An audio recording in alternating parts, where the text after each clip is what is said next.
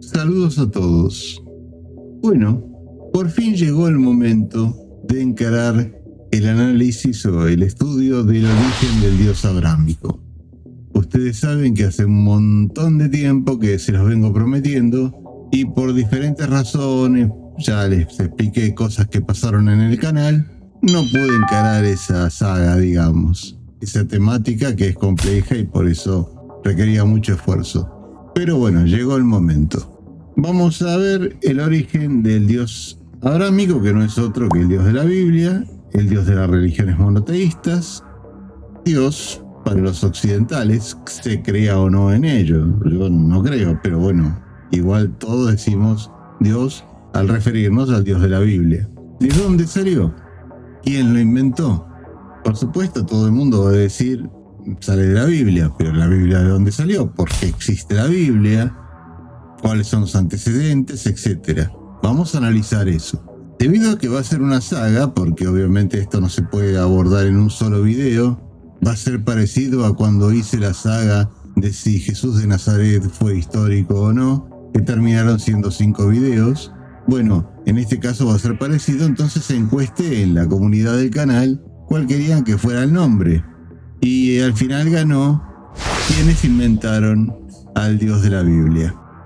Así que la saga se va a llamar cada video quienes inventaron al Dios de la Biblia y un subtítulo. Aunque a la mayoría no le parezca, este tema va a ser muy complejo, muy largo, porque no es cuestión de que, digamos, es el Dios de los hebreos y apareció en tal época y nada más, porque para eso no hacemos ningún video. ¿De dónde salió el culto original? ¿Cuáles son las raíces de esto? ¿Realmente es una sola entidad o hay un sincretismo o hay una mezcla cultural, etcétera, etcétera? Vamos a ir descubriendo que hubo muchas culturas distintas que influenciaron a esto, que en realidad no se trató de un solo dios original, sino del sincretismo de varios y muchas otras cosas muy interesantes. Así que por eso esto va a ser un poco complejo. Aquí van a estar implicadas las culturas vecinas, todo Canaán, por supuesto, donde realmente se originaron los hebreos. Se debe entender que esto es un tema complejo, va mucho más allá de la cultura hebrea. Aquí hay influencias mesopotámicas de Sumer, Babilonia, etc. Es obvio, todos conocemos que los mitos del Génesis están influenciados por la Mesopotamia. Y también el origen mismo del dios hebreo. También, si bien tenemos que descartar que existiera el Éxodo, como ya tenemos varios videos sobre eso no quiere decir que Egipto no haya tenido alguna influencia, dado que Canaán durante mucho tiempo fue una provincia del Imperio Egipcio, y así con muchas otras culturas, influencias, etcétera, que vamos a ir dilucidando. Van a ver que esto es un tema complejo, como dije, y va a valer la pena desmenuzarlo poco a poco para encontrar todos los detalles y llegar a las conclusiones del caso.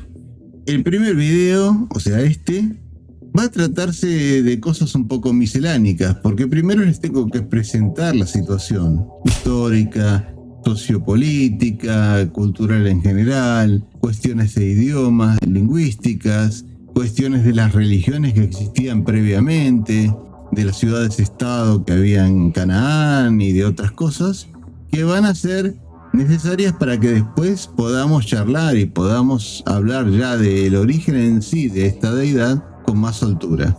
Además, esto es como un spoiler, vamos a tener que separar la cosa en dos. El dios cananeo, que de algún modo después se convirtió en el dios hebreo, en una parte por lo menos, y otra es Yahvé, el dios del Sinaí, del Medián y del Negev, tal vez, del desierto de Negev, ahí en el sur de Israel, en el actual sur de Israel, que tenía que ver con tribus beduinas que no eran exactamente las mismas que los cananeos, donde se originaron muchos de los mitos bíblicos. Así que bueno, todo este lío lo vamos a dilucidar en 4 o 5 videos, empezando hoy con los antecedentes. Entonces, si vamos a la introducción y me esperan, comenzamos.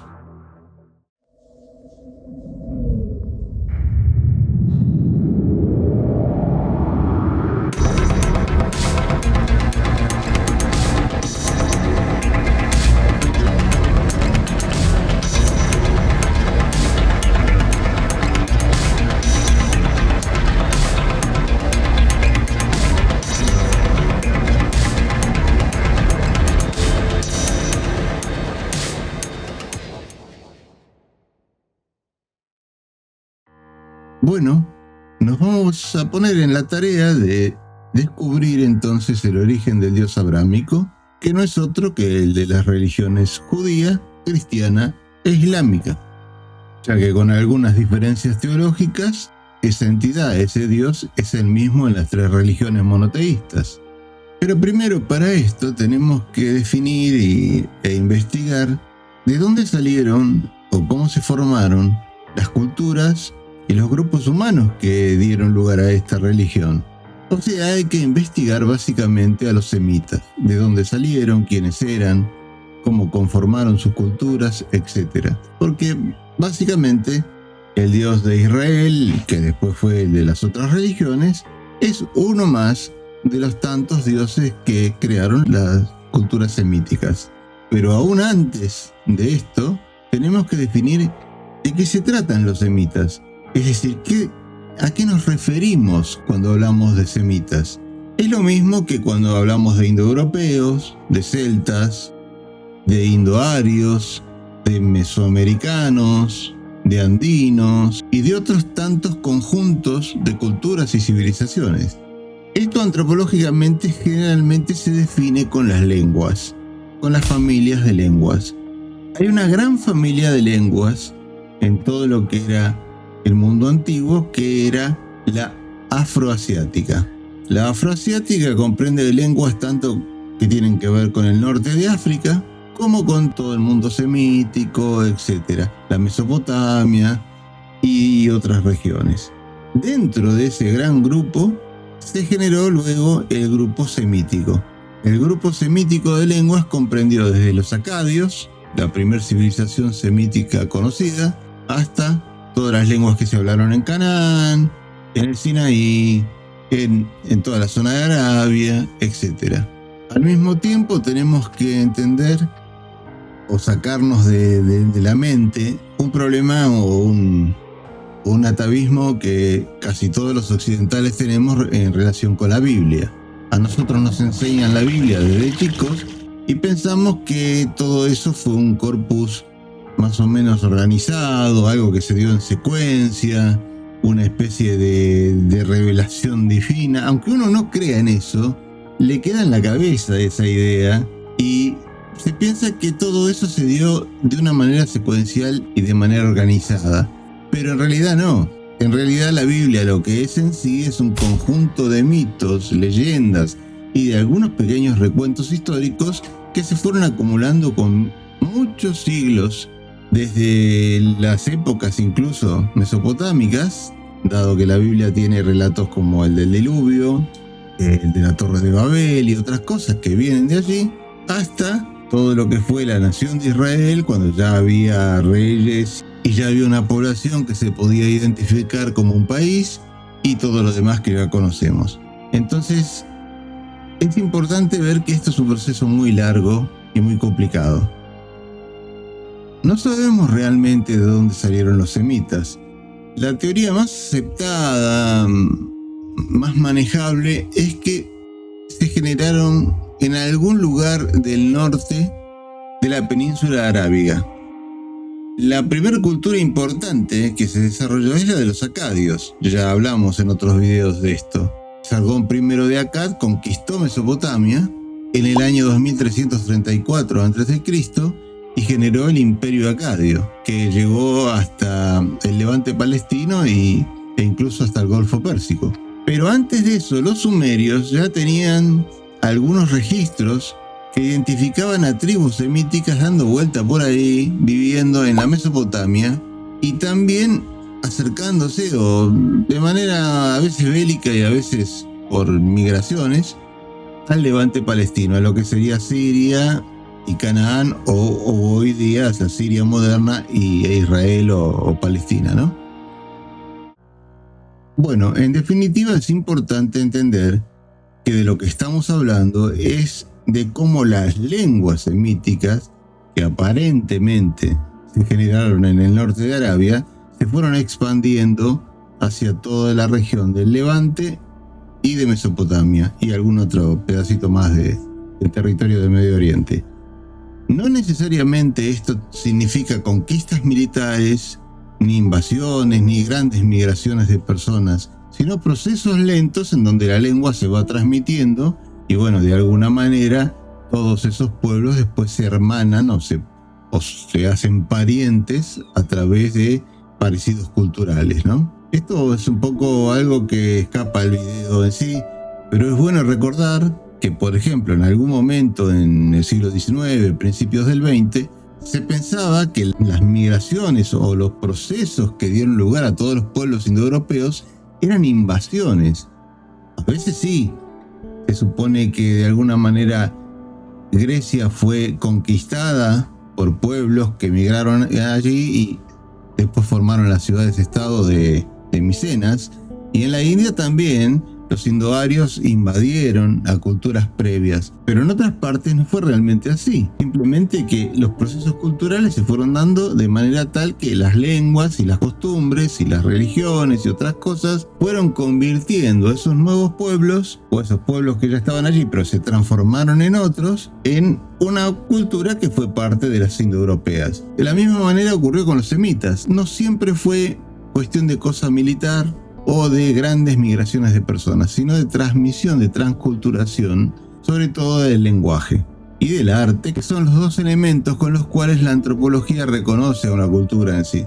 Es muy probable que la motivación de que los semitas se fueran extendiendo tanto a Mesopotamia como al Levante es la fertilidad de la tierra.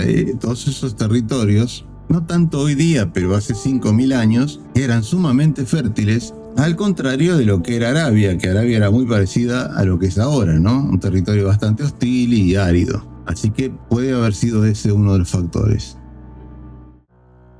Para concluir con esto del origen de los semitas, redondeando, un gran grupo humano se dirigió hacia Mesopotamia, básicamente los acadios, y otro, que eran en parte amorreos, en parte otras tribus, se dirigió hacia Palestina y hacia todo el Levante, lo que sería el Líbano, Siria, Israel, etc. Y llegó a estar en contacto con el Sinaí y en ese proceso con los egipcios. Que esto no quiere decir que dé pie al éxodo o a la teoría del éxodo, como dije en otros videos, pero sí que estuvieron por allí dando vueltas. En territorio que era técnicamente egipcio, pero que bueno, aún así contenía tribus semitas que andaban dando vuelta, como comenté en el video del éxodo, trabajando en las minas de turquesa y otras cosas, otras actividades económicas que había en el Sinaí.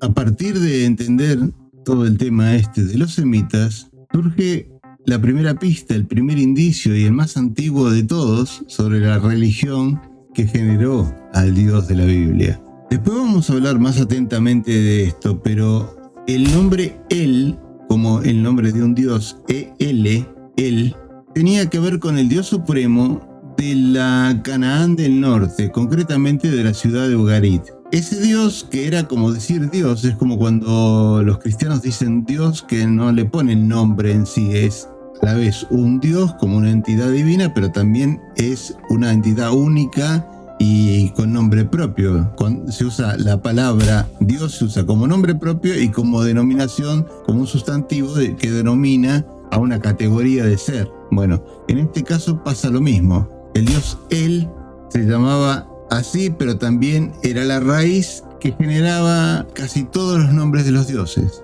En muchísimos de los dioses semitas, esa raíz El, o a veces Al, porque variaba según los dialectos, formaba parte del nombre de los dioses. Baal, Baalat, e incluso en nombres tan modernos como el de Allah.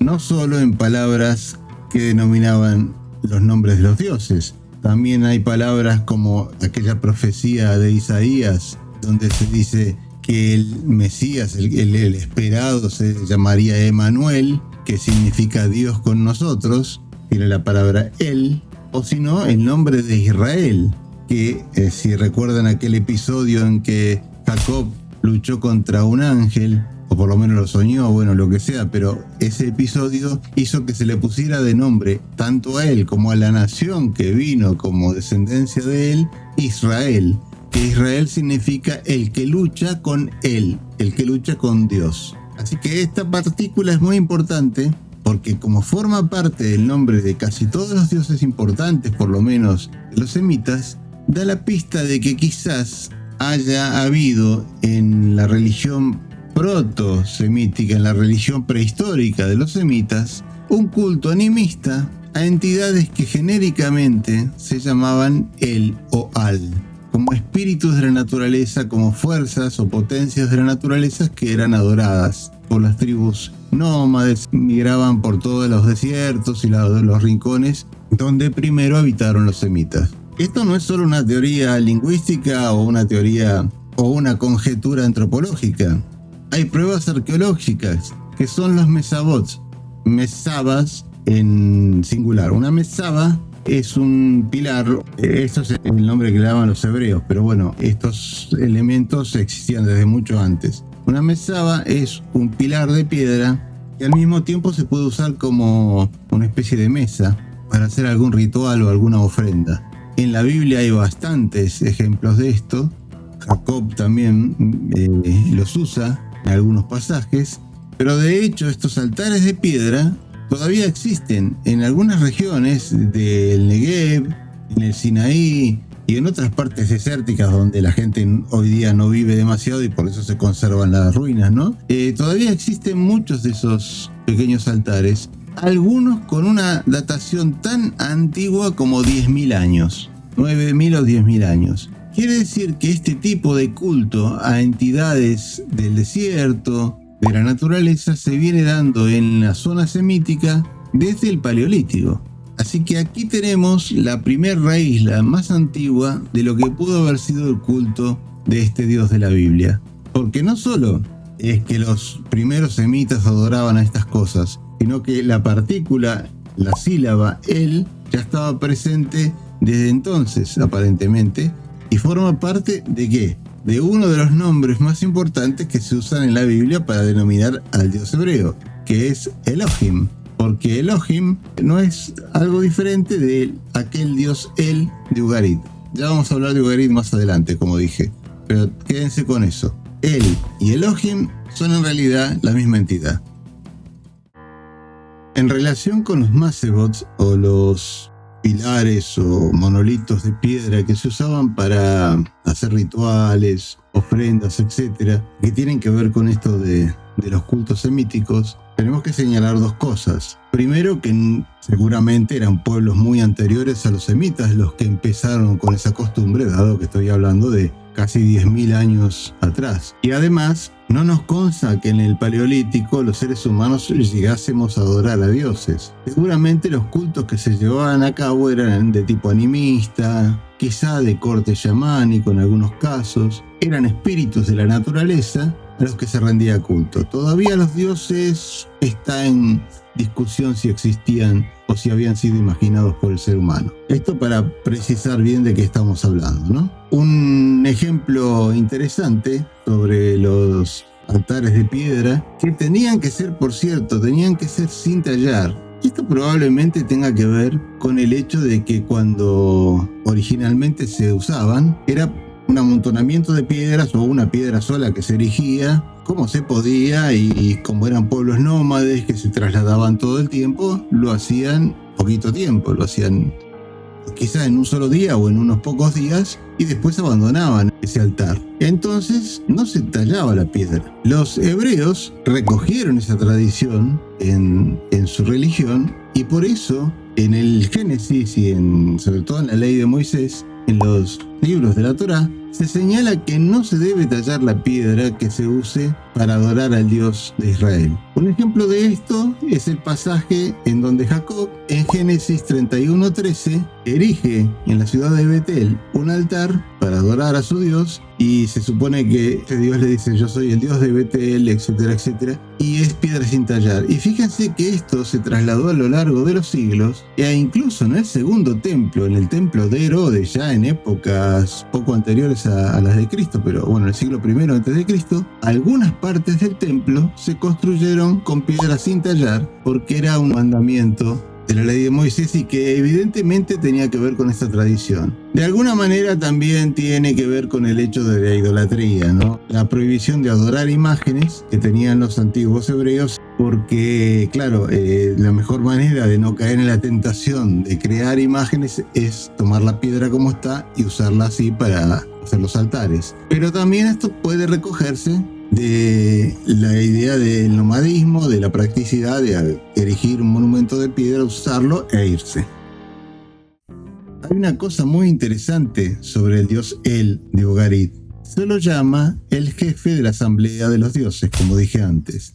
Pero ¿saben en qué otro lugar a otra deidad se le llama el jefe de la asamblea de los dioses? Bueno, al dios de Israel. Así como al dios El se le llama el jefe de la asamblea de los dioses en las tablillas de Ugarit, cabe aclarar que en Ugarit se hablaba una forma de las lenguas semíticas y que tenía una escritura propia, una escritura cuneiforme que era una variante de todas las que había en el Medio Oriente, pero era local y las tablillas estaban escritas en esa lengua. Bueno, ese jefe de la asamblea de los dioses parece que es parecido al del Salmo 82, versículo 1, que dice: Dios está en la reunión de los dioses, en medio de los dioses juzga.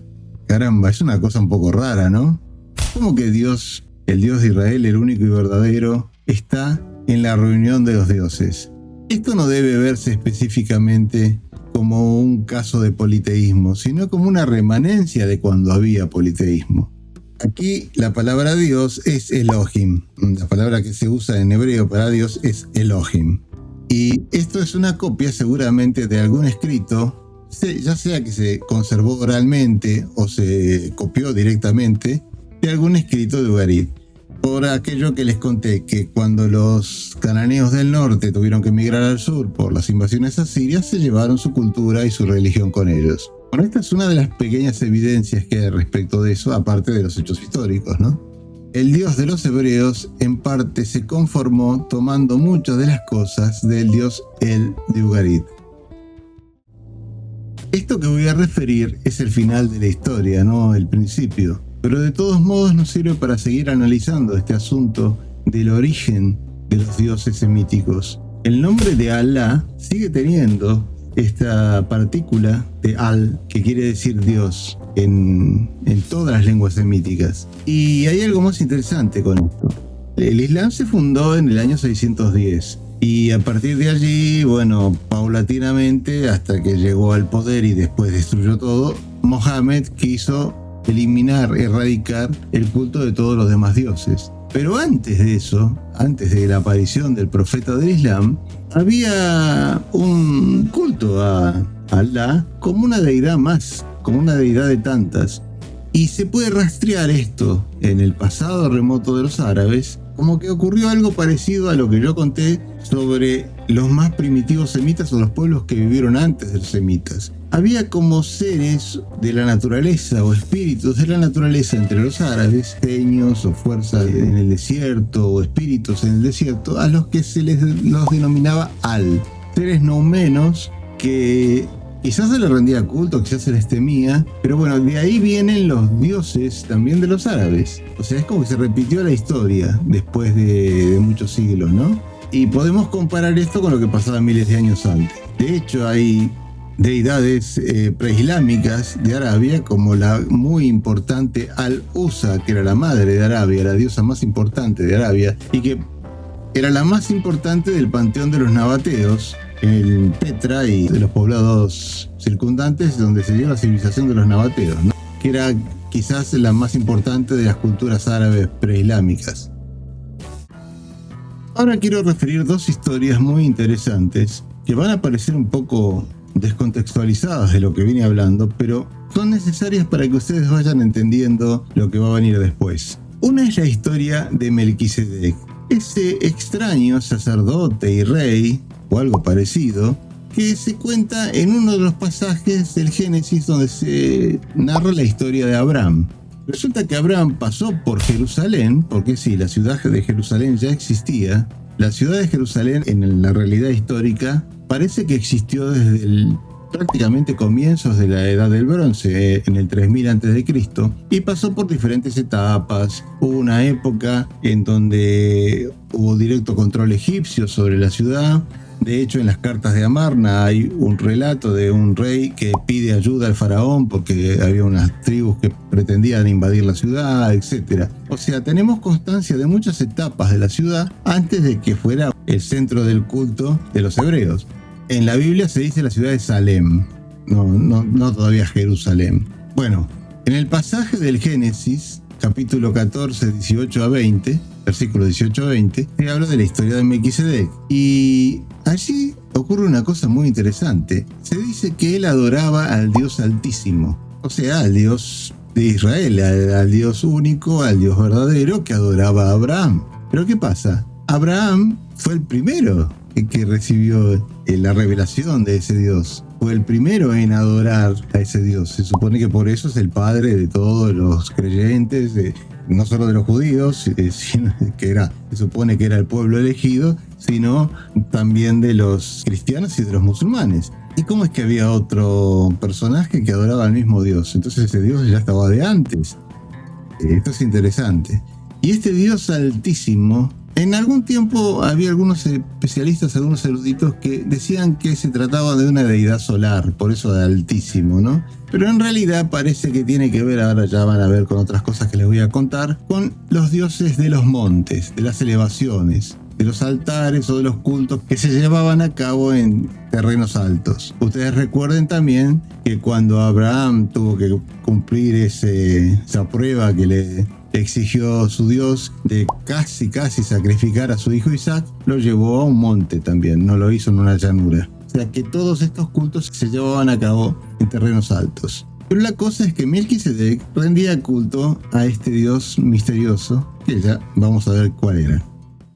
La segunda historia que les quiero referir se cuenta en el libro de Números, en la Torá o Pentateuco, en los capítulos 22 a 24. Hay un personaje que se llama Balaam, que se supone que era de la ciudad de Petor, en Mesopotamia, y que es enviado por Balac, el rey de Moab, para maldecir o para detener de alguna manera a los israelitas que estaban llegando, que se estaban allegando a la tierra prometida. Ya estaba terminando el éxodo, se supone. Dejemos de lado toda la leyenda y toda la cuestión del éxodo, no éxodo, sino el hecho de lo que pasa después. Este Balaam parece que cuando vio a los israelitas adorando al Dios único, al Dios de Israel obviamente, se dio cuenta que era el mismo Dios que adoraba a él. Entonces, en vez de maldecirlo, los bendijo y no hizo nada para evitar que continuaran su periplo hacia la tierra prometida. La cuestión es, ¿cuál era ese Dios? Porque más allá de que yo siempre digo que el éxodo no existió, el hecho es que la mitología hebrea, la mitología judía, dice que los que rendían culto al Dios verdadero eran los hebreos y en ese tiempo estaban en Egipto o estaban en el periplo del éxodo. Todavía no habían llegado a la tierra prometida. ¿Quién era este Balaam que vivía en Canaán, que todavía no había sido conquistada por los hebreos, supuestamente, porque en realidad no fue conquistada, pero bueno, no importa, la leyenda o la mitología dice que sí? Y este Balaam ya adoraba al mismo Dios que los israelitas o que los hebreos. Este es otro punto que quiero que recuerden para lo que ahora va a venir, porque es muy interesante.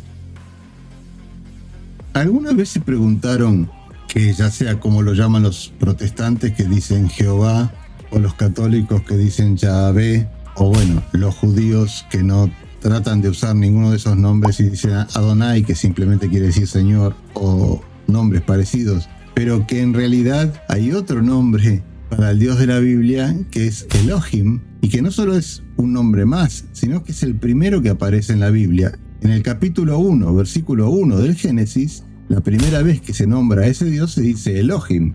No se dice Yahvé, ni Jehová, ni ningún otro nombre. ¿Quién era este Elohim? Por supuesto, en la teología cristiana, en la teología judía y mucho más en la islámica, se va a decir que es el mismo Dios y que simplemente son dos nombres distintos. En cierta forma es así, porque a lo largo de la historia después se fue convirtiendo en una sola deidad, en una sola entidad, o un sincretismo. Pero en algún tiempo muy antiguo no fue así. Y esta es la causa de que había personajes como Melquisedec y Balaam que, no siendo hebreos, creían en ese Dios. Ahora, ¿de dónde salió Elohim? Bueno, Elohim es una forma hebrea, es una forma en la lengua hebrea de decir él, el Dios él de todo el norte de Canaán y principalmente el Dios de Ugarit, la ciudad-estado de Ugarit. La ciudad de Ugarit se encuentra muy al norte de Sid, la actual Siria, en la costa del Mediterráneo, en un pueblo árabe que hoy día se llama Ras Shamra. Existe más o menos desde el siglo XVI a.C. y parece que fue donde fueron a parar los hicsos después de que fueron expulsados del territorio egipcio. Dominaron allí durante un tiempo, luego fue conquistada por los hititas y tuvo varias idas y venidas, pero fue una ciudad próspera durante algunos siglos y allí hubo una gran biblioteca, presumiblemente en los templos, de tablillas cuneiformes, y por eso es que sabemos un montón de cosas sobre la religión primitiva, la religión anterior a los hebreos que existía en Canaán. Estas tablillas fueron descubiertas en 1929 por el arqueólogo francés Claude Scheffer. Allí se encontró que este dios El era el jefe, vendría a ser como Zeus en el panteón griego, era el jefe de todos los dioses, de la asamblea de los dioses, se dice allí en las tablillas. Su esposa era Ayera, que vamos a hablar más adelante, parece que también fue esposa de Yahvé, fue la consorte de Yahvé en tiempos posteriores, pero la consorte de él era Ayera y el hijo de ellos dos era Baal, el némesis, la antítesis del dios hebreo, que prácticamente la mitad del Antiguo Testamento está dedicada a denostar a este dios, a hacer profecías en contra de quienes adoraban a este dios, etc. Bueno, esta triada, él, Ayera y Baal. Ayera también puede ser considerada a veces como Astarte, porque eran prácticamente la misma deidad, solo que de regiones distintas o con nombres distintos. Esta triada era la base de la religión original de los cananeos. Esto parece que fue mucho más al sur también, porque estamos hablando de un territorio muy al norte, que después fue donde se desarrolló Fenicia, etc. Pero en lo que después fue Israel, en la actual Palestina, o el Estado de Israel actual, también existían cultos parecidos. Esta deidad, él y la diosa Ayera, y por supuesto Baal, que ya lo conocemos bastante a partir de la Biblia misma, estaban presentes y se les rendía culto. Ahora, ¿por qué este dios él terminó siendo parte de la religión judía o de la religión hebrea y se convirtió en Elohim? Bueno, esto tiene que ver con un hecho histórico puntual. En el siglo VIII a.C., los asirios invadieron el reino del norte de Israel y en parte territorios aledaños ya en la zona de Siria, etc. Destruyeron completamente todo ese reino, hicieron que se deportaran las famosas tribus de Israel, 10 de las tribus de Israel, por todos los lugares del imperio asirio, y en definitiva desapareció la nación que sería el reino del norte de Israel. No vamos a entrar aquí en el debate de si alguna vez existió el reino unificado, el reino de David, por ejemplo, que era todo Israel, todo el Judá, junto con el reino del norte. Pero los dos estados, que el hecho de que alguna vez hubo un reino del norte y un reino del sur, eso no se discute históricamente. En el siglo VIII, el reino del norte fue destruido por la dinastía gobernante de los asirios. Esto ocasionó que muchos se dispersaran, pero algunos otros se fueran a vivir al sur, los que se escaparon de las deportaciones, digamos. La cultura, y entre esas cosas la religión, de la gente de esa zona fue a parar al sur, a lo que después se llamó Judá. Y resulta que en Judá se adoraba a Yahvé. Ya vamos a hablar en otro video de Yahvé.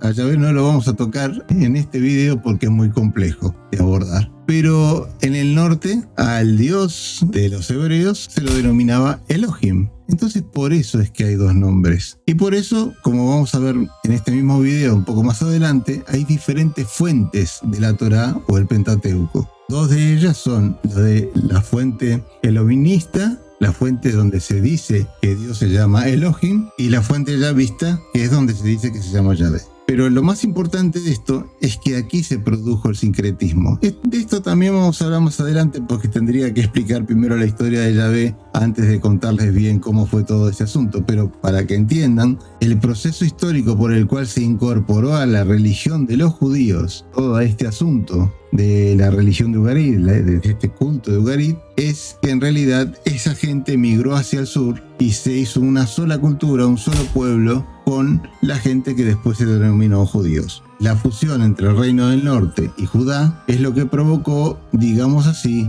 el judaísmo que conocemos hoy. Si bien desde ese momento hasta la época de Cristo, más o menos, siguió evolucionando hasta convertirse en el judaísmo rabínico, ese proceso que estoy hablando ahora, de esta conquista, de estas guerras, fue una de las cosas que más marcó la situación del origen del judaísmo. Mucho más que las historias que por otra parte son míticas del Éxodo y de otras historias anteriores. Esto sí fue un hecho histórico real y fue un caldo de cultivo, digamos, un crisol en donde se formó la primer forma verdadera de judaísmo. Quiero aclarar que en esta saga no vamos a analizar el origen del monoteísmo, la historia del monoteísmo, de las religiones abrámicas. Este es un asunto paralelo al que estamos estudiando en este momento. Pero, resumiendo muy rápidamente, hay que aclarar que el monoteísmo recién apareció verdaderamente entre los judíos con el reinado del rey Josías. Josías fue una especie de inquisidor que suprimió todos los cultos de otros dioses en el templo de Jerusalén, porque sí, en el templo de Jerusalén, en el original, que poco sabemos de él por otra parte, se adoraban a muchas deidades, aunque la más importante y la central era Yahvé, pero no era la única. De hecho, también en el relato del rey Salomón se dice que las esposas de Salomón adoraban a sus dioses porque tenía esposas de todas partes y adoraban a sus dioses en el templo de Jerusalén. Pero no solo las esposas de Salomón, sino que los mismos hebreos adoraban a sus dioses, a sus diversos dioses allí. Hay prueba de esto porque se ha excavado el monte Moriah, lo poco que se ha podido, porque las religiones que allí imperan, no solo la judía, sino la musulmana, la islámica, no permite excavaciones de envergadura, pero se han encontrado elementos no solo en las zonas rurales, sino en el centro de culto de Jerusalén a muchas otras deidades. Así que hay que darse cuenta que recién con Josías, que esto ocurrió en el siglo VII, apareció el verdadero monoteísmo hebreo. Todos los periodos anteriores se caracterizaron por un politeísmo, si bien había una deidad principal, que era la que después se adoptó como única y verdadera, y que ahí sí se puede hablar de un verdadero judaísmo del que conocemos hoy en día. Esto es muy importante de entenderlo. Los patriarcas y personajes anteriores a los reyes de Israel son todos prácticamente mitológicos, pero si alguno existió realmente, o si esos personajes están basados en alguno que fue real, aunque sea indirectamente, todos esos personajes reales eran politeístas. Rendían culto a los panteones que generalmente eran parecidos a este de Ugarit que ya nombré, a los panteones que adoraban los cananeos. Bueno, algo muy importante que tenemos que explicar, si bien no tiene directamente que ver con lo que estamos tratando en este video, va a ser imprescindible de entenderlo y conocerlo para después poder profundizar en otras cosas, son las fuentes del Pentateuco o las fuentes de la Torá. Muchos creyentes piensan que esos libros fueron revelados por su Dios. Otros que no son tan creyentes de todos modos piensan que fueron escritos por algún personaje de los que se cuentan en la Biblia, uno tras otro, o que por lo menos tienen un solo autor cada uno, digamos, o incluso los 5, pero nada más lejos de la realidad.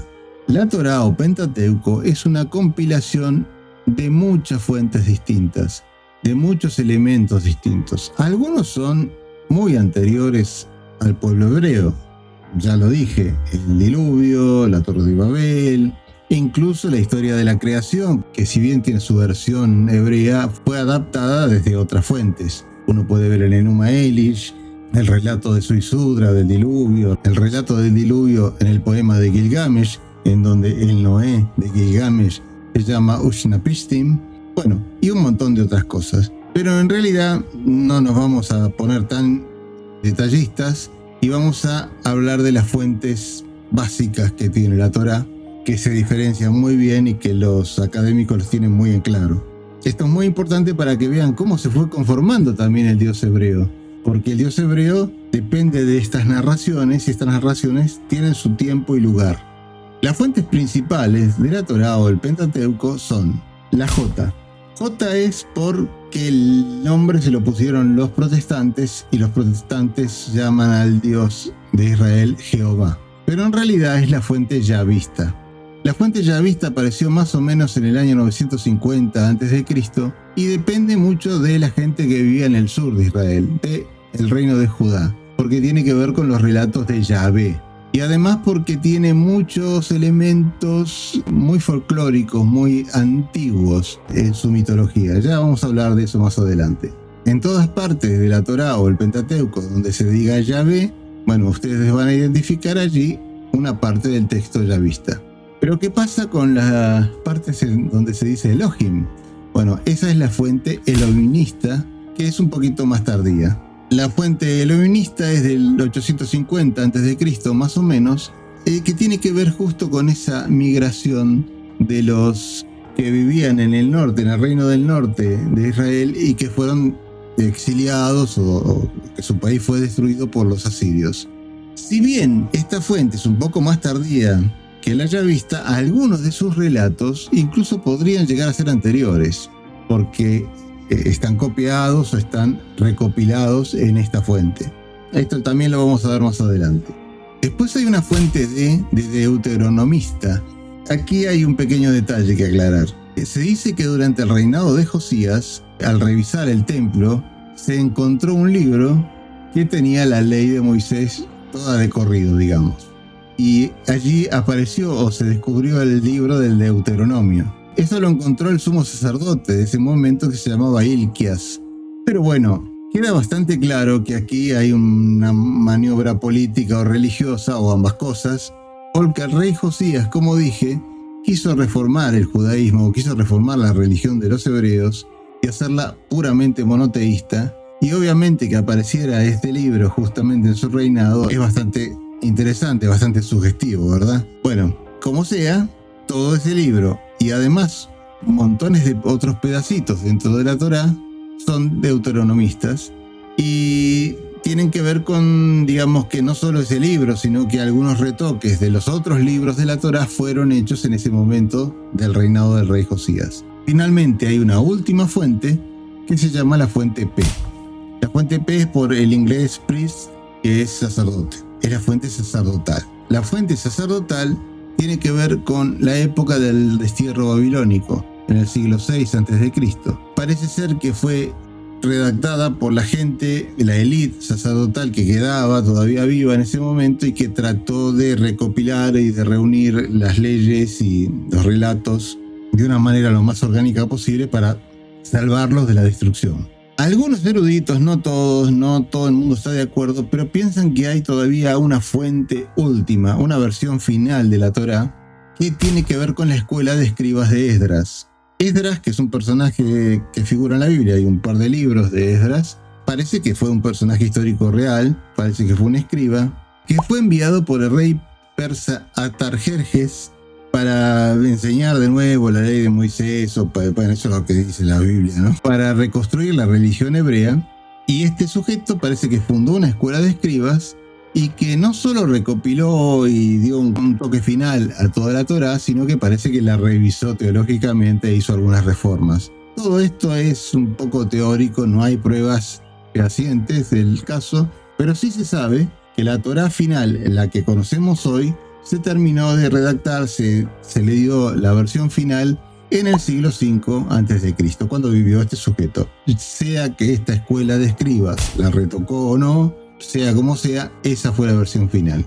Tenemos que distinguir todas estas fuentes. En particular a nosotros, para esto de investigar el origen del Dios hebreo, nos va a interesar la fuente J y la fuente E, que son las más antiguas y las que tienen que ver con el origen de este Dios. Pero es importante tener en cuenta este cuadro sinóptico para poder entender que todos estos relatos están solapados, mezclados, no están en orden cronológico en cuanto a sus orígenes. Sí tratan de tener un orden cronológico en la mitología que narran, pero las fuentes no están cronológicamente acomodadas. Por ejemplo, el relato de la primera creación, cuando dice Dios creó tal tipo de animal, tal otro, de esto y aquello, es muy posterior al relato de Adán y Eva que viene después.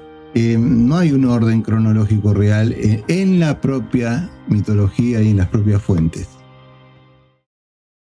En relación con esta cuestión de que a veces se le llama a la deidad bíblica el Dios Altísimo Y ustedes recuerdan, ya vamos a hablar de esto más adelante, pero que Moisés, si bien todo eso yo dije que es legendario, pero no importa, en los mitos se narra así, Moisés siempre que se comunicaba con su Dios, se subía a un monte, sea el Sinaí o donde fuere. Bueno, esto no ocurrió solo con Moisés.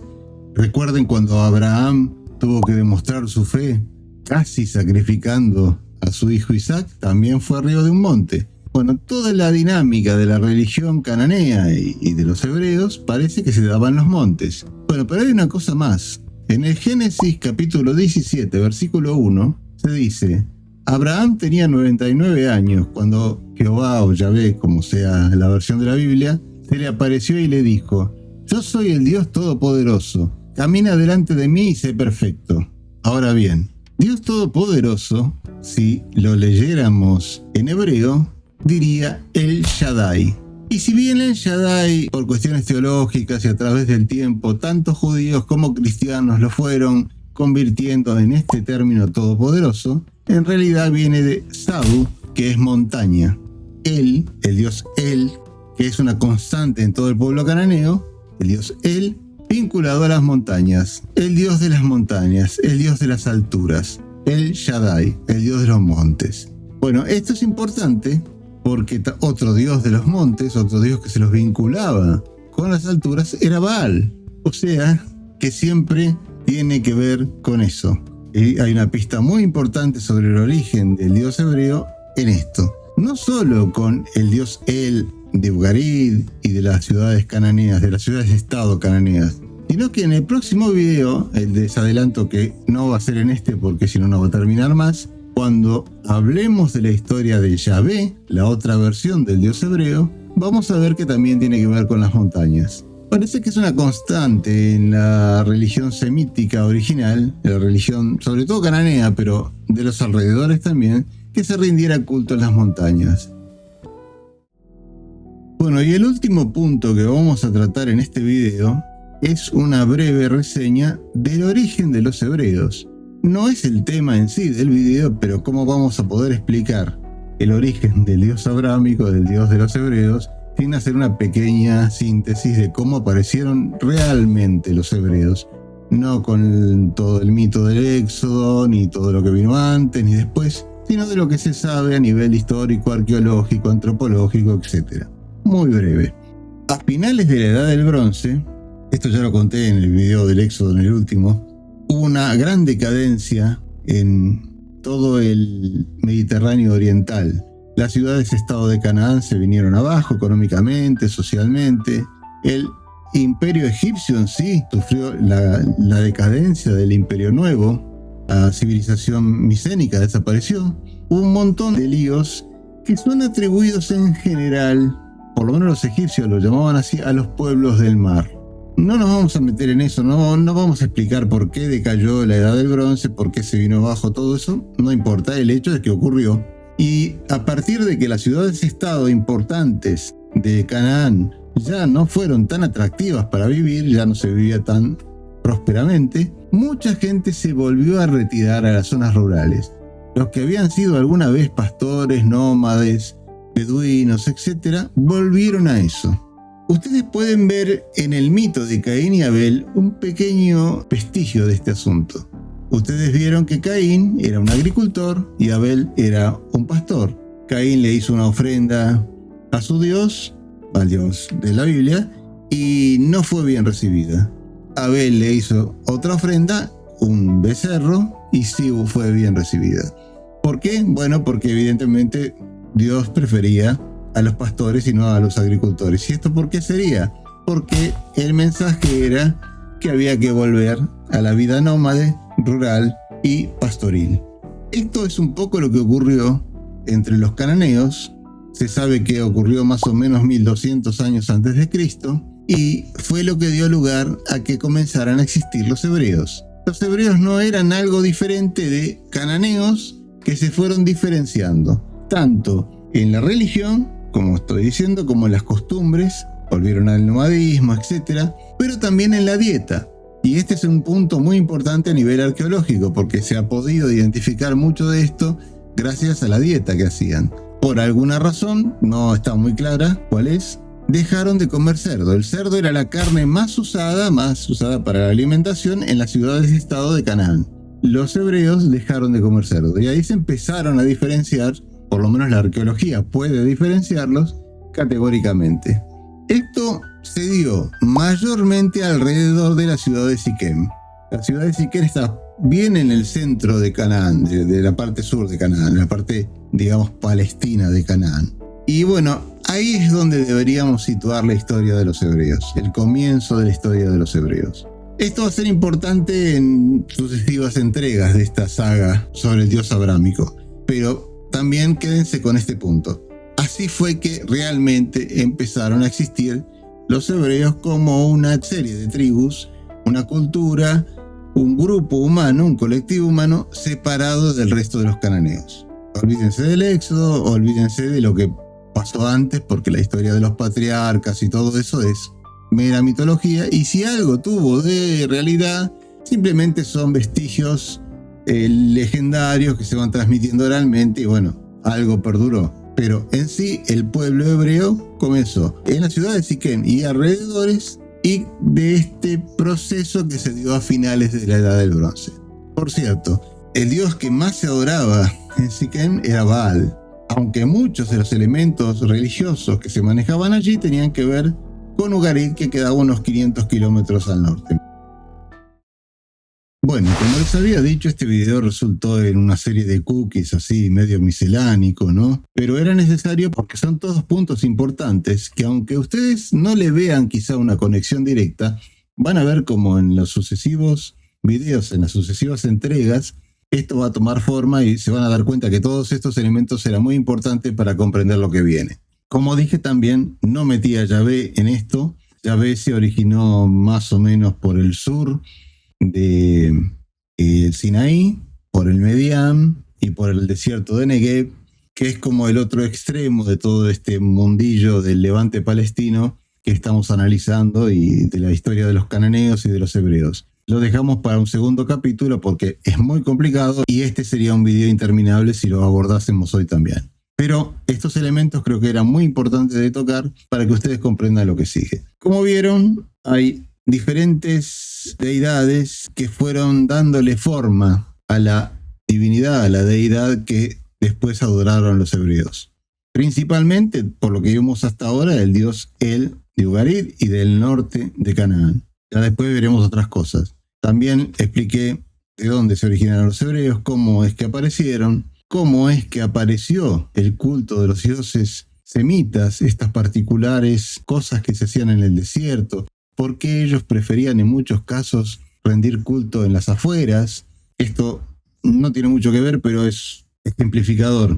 Ustedes recuerdan que tardaron mucho los hebreos en construir un templo. Primero la supuesta Arca de la Alianza, si es que existió, la tenían vagando por allí. El culto a su Dios se hacía en las afueras, se hacía fuera de las zonas urbanas, se hacía de manera nómade, por decirlo de alguna manera. Esta era una característica importante que también hay que tomar en cuenta sobre el origen de esta religión. Bueno, por hoy más o menos creo que terminamos. Siéntanse libre de preguntar, de comentar, de hacer debate sobre este asunto en el hilo de comentarios de este mismo video o en la comunidad del canal. Es importante porque así, como es un tema tan complicado, también vamos dándole el rumbo que ustedes quieran. Es decir, lo que a ustedes más les interese de estas temáticas, las vamos abordando. Por ahí yo creo que es más importante tal elemento que otro y a ustedes les gusta más otro distinto. Así que participen en eso. Denle me gusta si les gustó el video, compártanlo así vamos creciendo. El video del éxodo estuvo muy alto en visitas, así que vamos progresando, el canal se está recuperando, esperemos que vaya todo bien. Y bueno, la próxima entrega de esto, del origen o quién inventó al Dios de la Biblia, no va a ser el siguiente video. No quiero hacer tal como hice con el de Jesús de Nazaret, no quiero hacer 4 o 5 videos seguidos sobre el mismo tema porque no todo el mundo quiere ver videos sobre esto y sería un poco aburrido. Vamos a intercalarlo con otras cosas, pero no vamos a abandonar la saga, no vamos a eternizarla. Calculo que en el transcurso de un mes o 2 meses como mucho lo vamos a terminar. Así que bueno, por ahora terminamos este capítulo. Espero que les haya gustado. Saludos y bendiciones a todos. Nos vemos.